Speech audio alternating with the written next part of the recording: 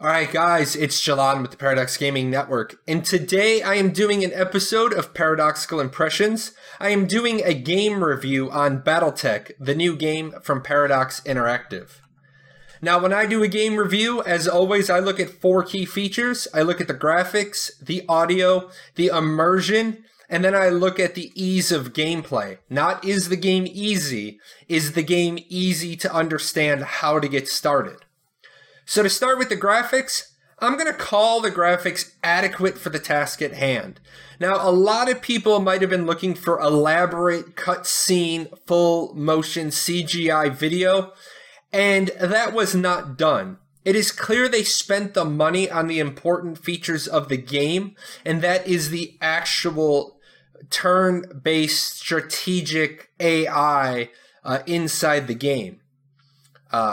Does that mean the game is bad? No, absolutely not. I think the stills that they use with the audio, the subtitles, the voice over, there is voice over, so that ties it together pretty nicely. As far as the audio, I'm going to say it's solid music. It is very important dialogue. A lot of people might find it tempting to put in a YouTube playlist or a Spotify playlist. If you do, just make sure that you can hear what your pilots are saying. A lot of times your pilots are going to give you a very important insight into the condition of their mech that you might not necessarily notice on a cursor over or just by watching the fight. I will say that the music tends to get a little repetitive. The dialogue is repetitive. The sound effects are totally repetitive, but it is what it is. I mean, if I'm firing a particle beam weapon every round, I'm going to hear the same sound every round. Like I said, though, what your pilots say during the fight really matters, so pay attention to them. As far as the immersion, you need to be paying attention. There are a lot of things going on. You have to listen to your pilots, talk to your crew, talk to your staff, understand them. There's going to be these short little pop-up quests that you have to make a decision, and those decisions are going to have an impact on your crew. I will say that this piece ties back to the audio of your pilot, so I like the fact that during the fight I have to be like zeroed in on the fight. I will say that I'm only vaguely attached to the main storyline. I will say I'm not a huge fan of the way they did the storyline. I don't want to talk too much about it because I don't want to do any spoilers, but I'm not attached to it yet. It's not like every time a story mission queues up that I'm like, forget all these other ones at the planet I'm on. I'm going to go back and do the pursue the storyline. Honestly, I get to the main storyline when I get to it. And finally, the ease of gameplay. This game is a perfect example of the Paradox Gaming Network mindset. It is very easy to learn the rules of the game. It is very difficult to become a strategic master of the game. And then they add things on in layers. You start off with fights, and then you start off with managing a small ship, and then a bigger ship that has other things you can do on it. So the game itself has a lot of moving parts, but they teach it to you as you go. The fights themselves, the meat of the game, are easy or hard depending on you. How much you pay attention to what is taught to you, how much you pay attention to how the NPCs fight. Lots of moving parts that all matter on you. So to talk about some of that, I'm going to drop in a game right now. Now here we are, I'm in game, and I apologize guys, I'm actually sitting on top of the tip box. I apologize for that. What it is the game is going to explain everything to you. It is going to give you the basic controls, how to move, what to do, how to set it up. So if you've never played Battletech before, you will figure it out in the first tutorial. Now, I'm not going to go into a lot of details. This isn't a Battletech 101. This is a Battletech game review. So I will say that I find the tutorial to be one of the better tutorials for a game like this. A game that has a lot of things going on, this tutorial, you will feel comfortable after running the tutorial. Now, will there still be things you need to learn? Absolutely, there's going to be things you have to learn. But I think they give you enough. I think they give you enough that a smart gamer is going to be able to figure out all the other moving parts. So let's take this opportunity. Let's go back and talk about a few other things about the game itself. Okay, guys, what I did is I dropped my camera down to the bottom of the screen because in the top you wouldn't be able to see the funds, and the funds are an important part of the game, which is why I say it's an easily complex game. So as you can see on the left side of my screen, my finances, it tells me that I can run my company for 4 more months if I don't spend any money. With the money I have right now, I can run my company for 4 more months. Every 30 days, you get a financial report. You have to spend money, monthly maintenance on your mech, your ship, and your crew, your actual mech warriors. Your mech warriors are mercenaries. You pay them, they fight for you. You stop paying for them, they obviously are going to leave. But there is a lot of things, a lot of moving parts in the game. You move around the star map, which I am going to say I was completely amazed at how big the game is. Like normally you get a Battletech game that's supposed to last you a couple of, maybe 20 hours. I'm a lot further than 20 hours into the game. It's a huge star system. Absolutely amazing. The other thing, you get this ship. You'll eventually get this ship if you're just starting. That was a derelict spacecraft, and you have to basically remodel it. You have to make choices for the more you do with repairs and refitting or mech bays. Do you want to be able to have more than 6 mech ready at a time?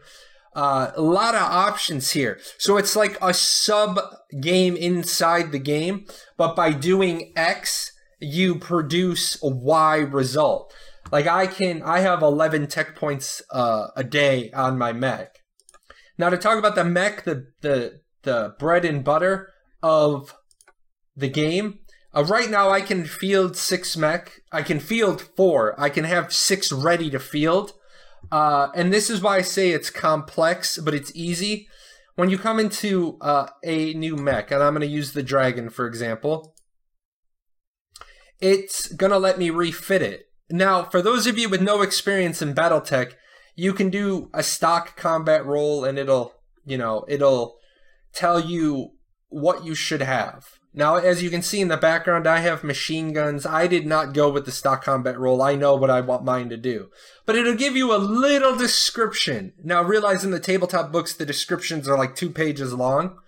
But as you can see, I've elected to go differently.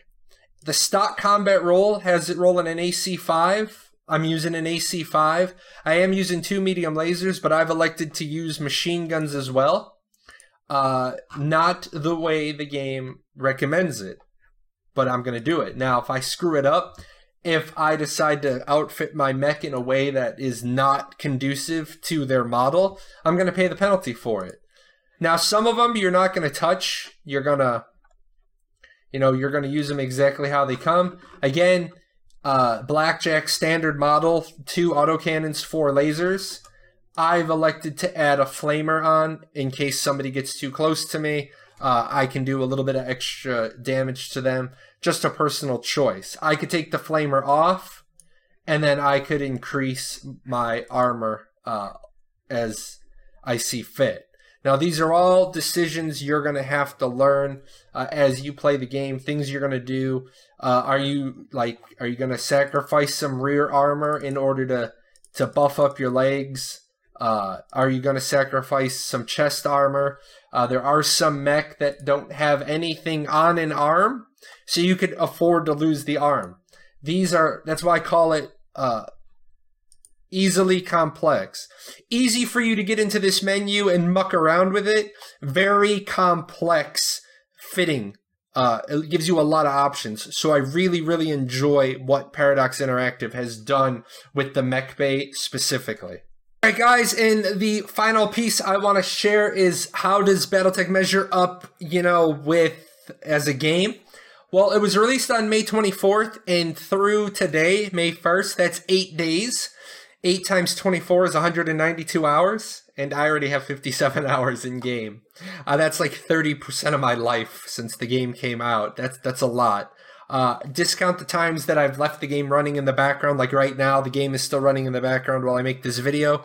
I sometimes leave the game running if I go to the table to eat dinner, go for a walk. So don't think that I've been no-lifing the game completely, but I am not ashamed to say that I probably have about 45 of those hours are actual gameplay hours. On its Steam charts, 21,000 people were playing this morning with a peak of 25 in any 24-hour period, and a peak of 35,000 players at one time. So somewhat successful. Now, that doesn't represent all the players. It is possible to play Battletech through Paradox Interactive's interface where you wouldn't be logged by Steam, but that is still a healthy population for a game. Now, one thing I didn't talk about is that there is skirmish mode. You can play against other players, but again, this is a Battletech overview. This isn't a Battletech 101. But just realize that feature is there if you want to pitch yourself against other live people. As always, guys, these are all the ways to get in touch with me. If you want to talk Battletech, if you need help, hints, suggestions, tips, I probably won't do a Battletech 101. I really want to. I really want to do a Battletech 101. I just don't seem to have time on the agenda right now. So as much as I want to do it, it probably won't make it to the storyboard. Other than that, guys, if you like turn-based strategy games, I wholeheartedly recommend Battletech. I've been a Battletech fan for 20 years, and this is the best Battletech game I've ever seen. That's it, guys. Take care. Hey, where are you going? You're not done yet. See these videos? There's videos up here to watch. You gotta go over here. Hit the chibi. Subscribe to the channel. Check out the webpage. And I'll see you guys on Twitch.